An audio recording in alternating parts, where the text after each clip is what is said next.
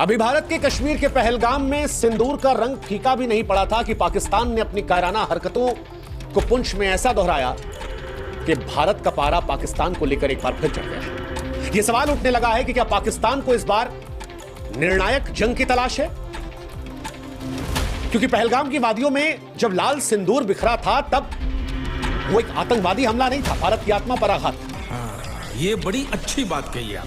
भारत का धैर्य जवाब दे गया था और इसके बाद भारत ने लाल मस्जिद से लेकर लश्कर तैयबा और जैश ए मोहम्मद के तमाम अड्डों को राख में बदल दिया। भारत ने बताया कि इस बार हमला आतंकियों पर हुआ है, लेकिन पाकिस्तान अगर अपनी नापाक हरकतें खत्म नहीं करेगा तो फिर भारत हर एक खून का बदला खून से लेगा। लेकिन पाकिस्तान ऐसा लगता है कि पागलपन के रास्ते पर निकल चुका है। 6-7 मई 2025 की रात पुंछ एलओसी के पास पाकिस्तानी सेना ने निर्दोषों पर हमला करना शुरू कर दिया। इस हमले में 12 लोगों की मौत हुई, 4 बच्चे थे, कई घायल हो गए और सबसे दर्दनाक तो गुरुद्वारा श्री गुरु सिंह सभा साहिब पर हमला था, जहां पर रागी भाई अमरीक सिंह, पूर्व सैनिक अमरजीत सिंह, दुकानदार रंजीत सिंह, बलविंदर कौर रूबी की जान चली गई। यह सिर्फ एक हमला नहीं था, यह सिख समुदाय के पवित्र स्थल और इंसानियत पर पाकिस्तान का प्रहार। पाकिस्तान पहले भी पुंछ को आतंक का शिकार बनाता रहा है और एक बार फिर उसे खून से लथपथ किया।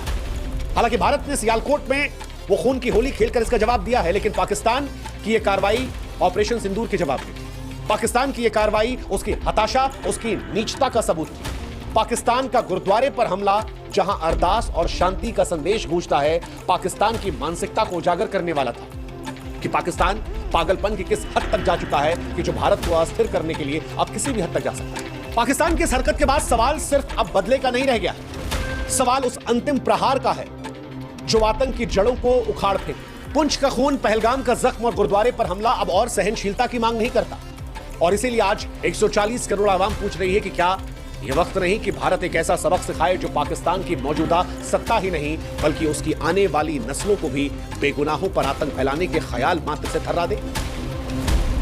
सवाल यह है कि पहलगाम के बाद भारत ने ऑपरेशन सिंदूर किया। अब जब पाकिस्तान नीचता पर आ गया है और आम लोगों को निशाना पुंछ में बना रहा है, तो भारत का अगला कदम क्या? भारत के पास कई रास्ते, लेकिन प्रत्येक रास्ते को सावधानी और दृढ़ता के साथ चलना। जैसे सैन्य कार्रवाई का रास्ता है, ऑपरेशन सिंदूर जैसे सटीक हमलों को और तेज करना पड़ेगा। विशेष बलों के जरिए सीमा पार घुसपैठ कर आतंकी ठिकानों और उनके आकाओं को फिर से निशाना बनाना होगा। भारतीय सेना ने पहली ही जवाबी कार्रवाई में पाकिस्तान की तमाम चौकियों को नष्ट कर दिया था। हमने मसूद अजहर को रोने बिलखने पर मजबूर कर दिया था। दूसरा तरीका, कूटनीतिक दबाव।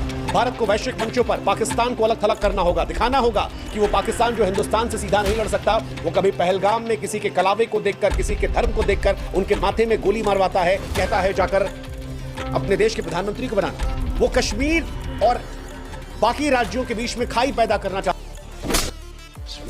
है। वो हिंदुस्तान में हिंदू मुसलमान का बवाल करवाना चाहता है और अब पाकिस्तान के आतंकवाद को दुनिया के सामने एक्सपोज करना होगा। उसके खिलाफ कड़े प्रतिबंधों की मांग करना होगा। सिंधु जल समझौते पर पूरी तरह से रोक लगाना होगा। अटारी बॉर्डर जो हमने बंद किया है, ऐसे और निर्णायक कदम उठाने।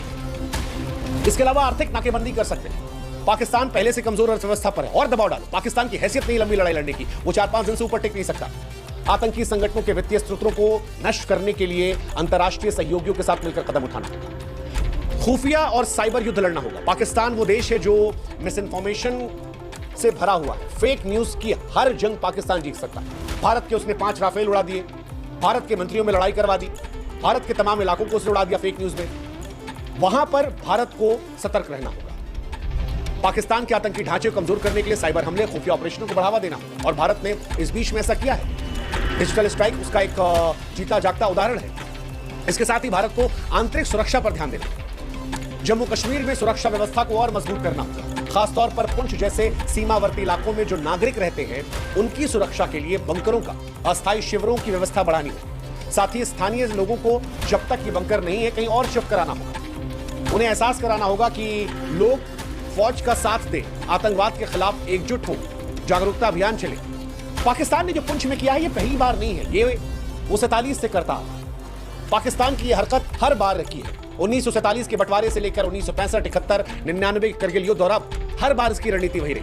पहले कश्मीर में अस्थिरता फैलाओ, उसके बाद जब भारत उनकी बैंड बजाए तो फिर पाकिस्तान घुसपैठियों को कश्मीर भेज देगा या फिर कश्मीर के आम लोगों पर हमला करना शुरू कर। हर बार की यही कहानी है। 1971 में भारत ने 13 दिन में पाकिस्तान को घुटनों पर लाकर बांग्लादेश बनवा दिया था और आज भी वही कहानी दोहराई जा रही है। पुंछ में गोलीबारी और गुरुद्वारे पर हमला पाकिस्तान की वही पुरानी हताशा है, लेकिन इस बार भारत का जवाब पहले से कहीं ज्यादा तीखा हुआ। गजब बेइज्जती है। लोग कह रहे हैं कि भारत को इस बार ईंट का जवाब फिर से पत्थर से देना चाहिए, या पत्थर की जगह इस बार तो जो पुंछ में किया पहाड़ उठाकर दे दिया। वैसे पाकिस्तान की बौखलाहट समझ में आ रही है। पाकिस्तान की इस बौखलाहट की एक बड़ी वजह है कश्मीरियों का बदला हुआ रुख। धारा 370 हटने के बाद कश्मीर विकास की डगर पर गई, नई सड़कें बन गई, स्कूल बन गए, अस्पताल बन गए, रोजगार के नए अवसर आ गए, कश्मीरियों को भरोसा हुआ। हाल में विधानसभा चुनाव हुए, वहां पर बड़ी संख्या में कश्मीरियों ने पार्टिसिपेट किया। अब पाकिस्तान जान रहा है कि जो इंडिया के पास कश्मीर है वो विकास पर जा रहा है, जो पाकिस्तान वाला है वो बदहाली, शोषण, गरीबी, आर्थिक तंगी की तरफ जा रहा है। पाकिस्तान को डर है कि पीओके के लोग कहीं खुद भारत के साथ ना जाएं, और इसीलिए उसने पहलगाम में हिंदू मुसलमान की लड़ाई लगवाने की कोशिश की। इसीलिए धर्म देखकर मारा, ताकि कश्मीर को भारत के लोग दूर करना शुरू करें, हिंदू मुसलमान के दंगे शुरू करें। लेकिन पहलगाम पाकिस्तान पर उल्टा पड़ा। पाकिस्तान के साथ भारत के संबंध जहां निचले स्तर पर गए, वहीं कश्मीर की जनता ने इस बार पाकिस्तान को एक्सपोज किया, अलग कर दिया, और यह पाकिस्तान को डराना है। लेकिन अब सवाल यह है कि पुंछ में जो कुछ हुआ उसका निष्कर्ष क्या है? क्या खून का जवाब खून या कुछ और? क्योंकि पुंछ का खून और गुरुद्वारे पर हमला निश्चित रूप से पाकिस्तान के अंत की शुरुआत हो सकता है। क्या सीन है। अब भारत को तय करना होगा कि जवाब सिर्फ खून से होगा या ऐसी रणनीति से जो आतंक को जड़ से खत्म करे। तमाम सिख नेता आज कह रहे हैं कि सिख हमेशा देश की तलवार रहे।